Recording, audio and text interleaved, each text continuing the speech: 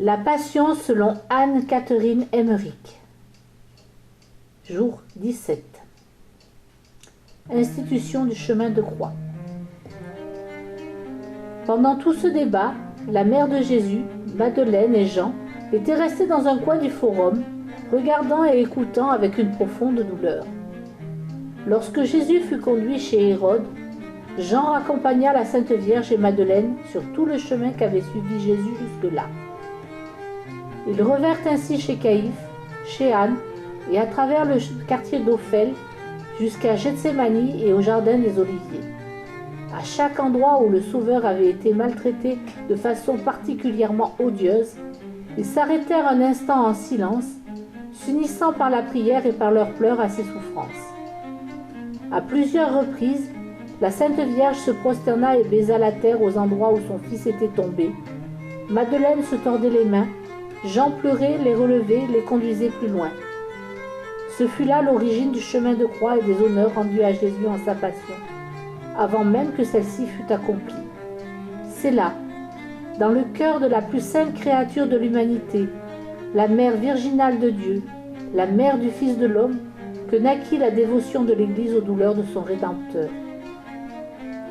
Alors que Jésus n'était encore qu'à mi-chemin de la voie qui le menait au calvaire, la mère pleine de grâce, bénie entre toutes, marchait déjà dans les pas de son Fils.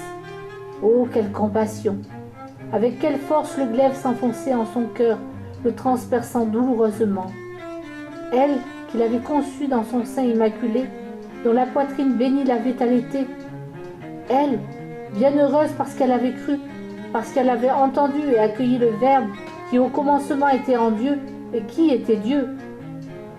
Elle qui l'avait porté durant 9 lunes contre son cœur très pur, qui l'avait entouré de ses soins et nourri de sa tendresse, qui avait reçu la vie en lui donnant la vie, avant même qu'aucun de ses frères, les hommes, reçût de lui bénédiction, enseignement et salut. Elle partagea tout avec Jésus, jusqu'à son brûlant désir de racheter les hommes par sa passion et par sa mort. C'est ainsi que la plus pure d'entre les femmes, l'Immaculée, parcourut la première des stations du chemin de croix pour proposer à l'Église sainte les mérites infinis de Jésus-Christ comme autant de joyaux, comme autant de fleurs précieuses qu'elle voulait présenter au Père en faveur des fidèles. Tout ce que l'humanité comptait jusqu'alors d'âmes saintes, tous ceux qui avaient soupiré après la venue du Seigneur, tous ceux qui n'avaient cessé et ne cesseront de s'unir à l'amour et aux souffrances du Seigneur, ont alors marché avec la mère de Jésus, parce que mère toute fidèle de l'Église, elle ne cesse de nous donner son cœur aimant pour que nous nous en apprenions la prière et l'offrande. Madeleine était comme hors d'elle à force de douleur. Elle aimait Jésus d'un fervent et très saint amour. Volontiers elle eût répandu son âme à ses pieds, comme elle avait versé l'huile de nard sur sa tête. Un abîme épouvantable s'ouvrait entre elle et son bien-aimé.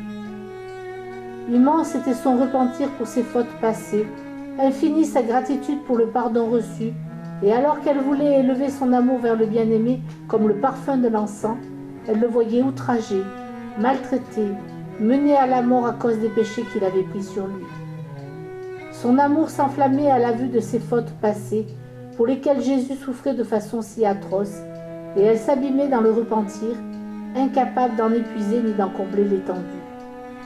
Son âme était cruellement déchirée, ballottée entre l'amour, le repentir, la reconnaissance, la douleur à la vue de l'ingratitude du peuple, tous ces sentiments s'exprimant dans son attitude, ses gestes et ses paroles. Jean aimait et souffrait. Il accompagnait la mère de son Seigneur et Dieu, qu'il aimait tant et qui souffrait pour lui, mettant avec elle pour la première fois ses pas dans les siens. Et l'avenir s'ouvrit à ses yeux.